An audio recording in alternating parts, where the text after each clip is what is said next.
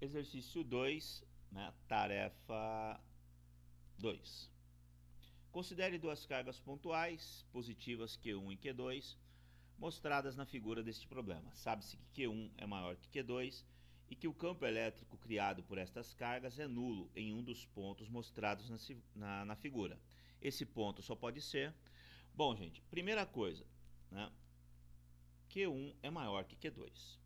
Intuitivamente, nós sabemos que Q1, se Q1 fosse igual a Q2, né, isso, e C estivesse no meio do caminho dos dois, né, coisa que não é dita aqui no problema, nós teríamos que o campo seria nulo nesse ponto. Por quê?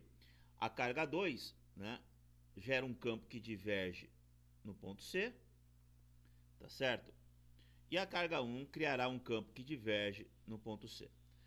Bom, então isso é só para apresentar o problema que nós temos, né? Porque na realidade o problema, né, nós temos o seguinte: Q1 ele é maior que Q2. Então o que vai acontecer? O campo elétrico gerado por Q1 no ponto C, vamos imaginar que ele, né, que ele esteja no meio, né? Ele é maior do que Q2. Né? Então como é que eu vou fazer isso? Aqui eu vou fazer um vetorzinho um pouco maior. E aqui a gente tem um vetor menor. O campo elétrico devido à carga 1, campo elétrico devido à carga 2. Tá certo? Então, no ponto C, já não pode ser. Tá joia? Vamos analisar agora lá no ponto A, né? Porque eu vou analisar ponto por ponto, né? Quem já percebeu, né? Quem já tem uma visão intuitiva do vetor, já sabe mais ou menos qual ponto estará, né, o vetor nulo. Mas vamos aqui no ponto A. Bom, Q1 gera um campo divergente no ponto A. Então, o campo a Q1 também está saindo. Q2 também vai gerar um ponto divergente. Né? Bom, dois vetores somando-se aqui não vai dar zero, certo? No ponto B, vai acontecer a mesma coisa no ponto C. Né? Eu vou ter um vetor um pouco maior devido ao campo da carga 1 e um pouco menor devido ao campo da carga 2, porque a carga 2 ela é menor, tá certo? Bom, no campo E, o que vai acontecer? Eu tenho um campo divergente devido à carga 2, né? E eu vou ter um campo divergente no ponto E devido à carga E1, só que um pouco menor, porque a distância aqui é maior, né? Nós temos que lembrar que o campo, ele depende, né? Ele depende da distância ao quadrado. Então esse campo devido aqui será menor. Aqui também não é zero. Sobra o quê? Né? Como a distância de Q1 a D é um pouco maior, então nós podemos supor que o campo devido a E1 seja igual ao campo devido a E2. Tá certo? Então o ponto mais provável, né, isso, de ocorrer o campo elétrico nulo é no ponto D. Tá certo? Então, deixa eu fazer aqui olha só, aqui no ponto D. Bom, para exemplificar esse exercício, vamos também fazer o exercício 3 no mesmo exercício aqui, né? Onde a carga é positiva e a carga é negativa. A análise é a mesma. Essa análise vetorial é sempre importante, sempre há exercícios relacionados a essa análise vetorial, né? Exercícios conceituais.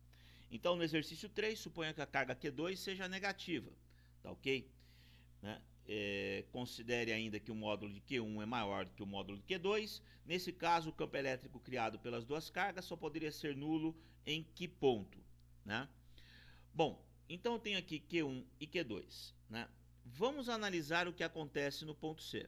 Lembrando que, né, olha lá, na carga positiva, o campo elétrico ele diverge no ponto, e a carga negativa, o campo elétrico ele converge. Tá certo? Está sempre no sentido da partícula.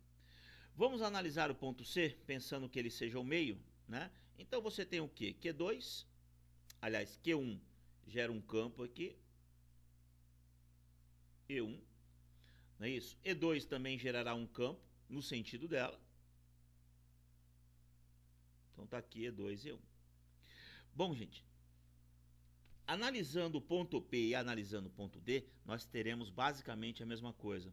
Não é isso? O campo elétrico entre a carga Q1 e a carga Q2 aqui no meio, tá certo? Aqui no meio, sempre será o quê? Sempre será maior do que zero, porque sempre dará dois vetores. Então aqui não tem como anular, né? Só tem como anular se os vetores forem o quê? Se os vetores forem em sentidos contrários. Aonde que, né? Aonde que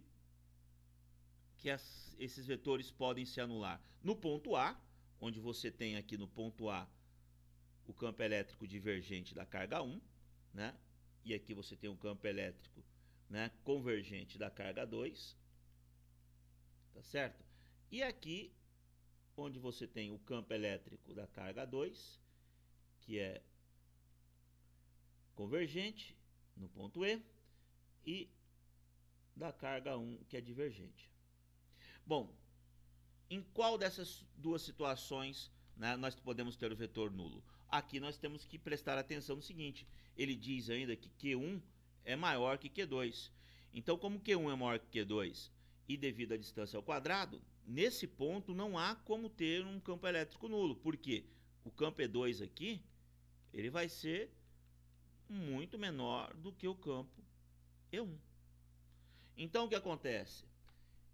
Q1 aqui tem um valor razoável, né? Aliás, Q2, né? O campo E2 tem um valor razoável, e Q1 diminuiu com a distância. Então, no ponto E, é possível que nós tenhamos aqui um campo elétrico nulo. Então, essa seria a melhor resposta para o exercício 3. Tá ok?